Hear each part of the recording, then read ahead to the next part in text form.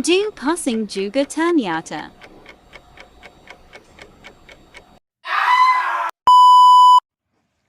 Assalamualaikum warahmatullahi wabarakatuh. Perkenalkan, nama saya Dewi Kurniasih. Hari ini saya akan membacakan materi mengenai perpajakan. Materi yang saya pilih yaitu pajak penghasilan. Yang pertama yaitu pengertian pajak penghasilan. Pajak penghasilan atau PPh menurut Undang-Undang Nomor 17 Tahun 2000 Pasal 1 adalah pajak yang dikenakan terhadap subjek pajak atas penghasilan yang diterima atau diperolehnya dalam tahun pajak.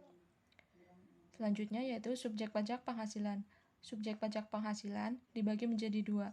Yang pertama yaitu subjek pajak dalam negeri. Yang termasuk dalamnya adalah orang pribadi yang bertempat tinggal di Indonesia, orang pribadi yang berada di Indonesia lebih dari 183 hari dalam jangka waktu 12 bulan, atau orang pribadi yang dalam suatu tahun pajak berada di Indonesia dan mempunyai niat untuk bertempat tinggal di Indonesia.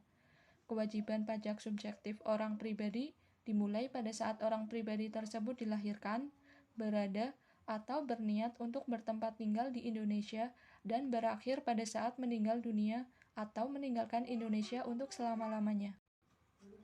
Kedua yaitu badan yang didirikan atau bertempat kedudukan di Indonesia. Kewajiban pajak subjektif badan dimulai pada saat badan tersebut didirikan atau bertempat kedudukan di Indonesia dan berakhir pada saat dibubarkan atau tidak lagi bertempat kedudukan di Indonesia. Yang ketiga yaitu warisan yang belum terbagi sebagai satu kesatuan menggantikan yang berhak. Kewajiban pajak subjektif warisan yang belum terbagi dimulai pada saat timbulnya warisan yang belum terbagi tersebut dan berakhir pada saat warisan tersebut selesai dibagi. Kemudian yang kedua yaitu subjek pajak luar negeri.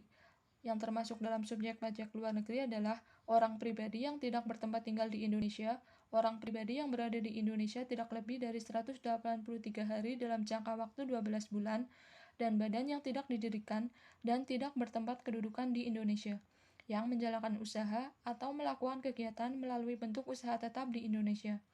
Kewajiban pajak subjektif orang pribadi atau badan dimulai pada saat orang pribadi atau badan tersebut menjalankan usaha atau melakukan kegiatan dan berakhir pada saat tidak lagi menjalankan usaha atau melakukan kegiatan melalui bentuk usaha tetap. Yang kedua yaitu orang pribadi yang tidak bertempat tinggal di Indonesia. Orang pribadi yang berada di Indonesia tidak lebih dari 183 hari dalam jangka waktu 12 bulan dan badan yang tidak didirikan dan tidak bertempat kedudukan di Indonesia yang dapat menerima atau memperoleh penghasilan dari Indonesia tidak dari menjalankan usaha atau melakukan kegiatan melalui bentuk usaha tetap di Indonesia.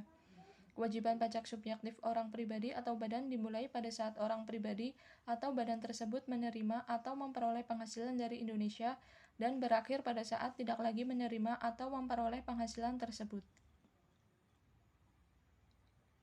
Selanjutnya yaitu objek pajak penghasilan. Yang termasuk dalam objek pajak penghasilan yaitu 1. Penggantian atau imbalan berkenaan dengan pekerjaan atau jasa yang diterima atau diperoleh, termasuk gaji, upah, tunjangan, honorarium, komisi, bonus, gratifikasi, uang pensiun, atau imbalan dalam bentuk lainnya, kecuali ditentukan lain dalam undang-undang ini. Yang kedua yaitu hadiah dari undian atau pekerjaan atau kegiatan dan penghargaan. Yang ketiga yaitu laba usaha. Kemudian yang keempat yaitu keuntungan karena penjualan atau karena pengalihan harta. Lalu yang kelima ada penerimaan kembali pembayaran pajak yang telah dibebankan sebagai biaya dan pembayaran tambahan pengembalian pajak. Yang keenam ada bunga termasuk premium, diskonto, dan imbalan karena jaminan pengembalian utang. Yang ketujuh ada dividen dengan nama dan dalam bentuk apapun, termasuk dividen dari perusahaan asuransi kepada pemegang polis dan pembagian sisa hasil usaha koperasi. Yang kedelapan ada royalti atau imbalan atas penggunaan hak. Kemudian yang kesembilan ada sewa dan penghasilan lain sehubungan dengan penggunaan harta. Kemudian yang ke-10 ada penerimaan atau perolehan pembayaran berkala. Kemudian yang ke-11 ada keuntungan karena pembebasan utang, kecuali sampai dengan jumlah waktu tertentu yang ditetapkan dengan peraturan pemerintah. Kemudian nomor 12 ada keuntungan selisih kurs mata uang asing. Kemudian yang ke-13 yaitu selisih lebih karena penilaian kembali aktiva. 14 yaitu iuran yang diterima atau diperoleh perkumpulan dari anggotanya yang terdiri dari wajib pajak yang menjalankan usaha atau pekerjaan bebas. Kemudian yang ke-15 yaitu premi asuransi termasuk premi reasuransi. Kemudian yang ke-16 yaitu tambahan kekayaan neto yang berasal dari penghasilan yang belum dikenakan pajak. 17. Penghasilan dari usaha berbasis syariah. 18. Imbalan bunga. Dan yang terakhir yaitu surplus Bank Indonesia. Tarif pajak penghasilan dihitung melalui tarif pada pasal 17 Undang-Undang PPh dikali dengan PKP atau penghasilan kena pajak. Nah, itu tadi adalah pemaparan materi dari saya tentang pajak penghasilan. Semoga informasi ini bisa membantu. Jangan lupa like, komen, share, dan subscribe ya.